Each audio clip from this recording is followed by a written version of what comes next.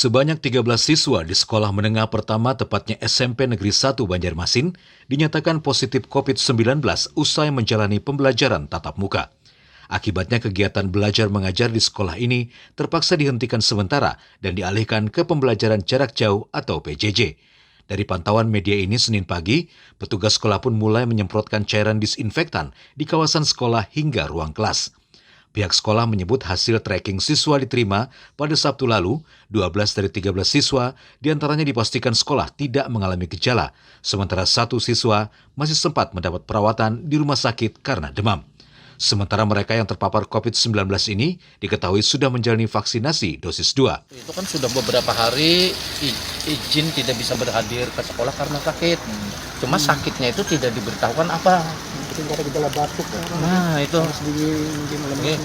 Tapi setelah dibawa ke rumah sakit TPT, baru dari rumah sakit TPT itu menginformasikan ke Poskes bahwa ini ada salah satu anak SMP 1 ini terpapar. Hasilnya ada, Pak ya? Hasilnya ada positif. Ada ulah hasil kemarin dia udah pernah divaksin juga, Pak ya? 1-2, Pak ya? Sudah semua, Pak ya. Sudah semua divaksin. Jadi vaksin yang sudah sampai tahap 2 dianjurkan oleh dinas bahwa pembelajaran akan dilakukan jarak jauh kembali. PJJ, Pak ya? PJJ. Salah satu SMP itu dilaporkan ada anak yang positif COVID-19 dan setelah di tracing memang satu kelas ada beberapa siswa juga yang tertular tapi tanpa gejala, jadi yang sakit itu cuma 1 orang. Lalu kita sampaikan ya karena memang jumlahnya tidak satu dan untuk tidak terjadinya ya mungkin penularan lebih lanjut, maka kemarin saya instruksikan untuk PJJ. Nah sekarang hari ini tadi ada penyemprotan untuk dilakukan tindakan kepada sekolah. Nanti kita evaluasi dalam seminggu kalau memang standarnya itu 14 hari karena untuk SMP 1 memang kebetulan memang seharusnya demikian. Nah, tapi ada 2 sekolah yang lain juga melaporkan SMP 19 dan SMP 2, tapi hanya 1 siswa. Nah, kalau memang kasusnya seperti di SMP 1, maka dia akan PJJ selama 14 hari ke depan.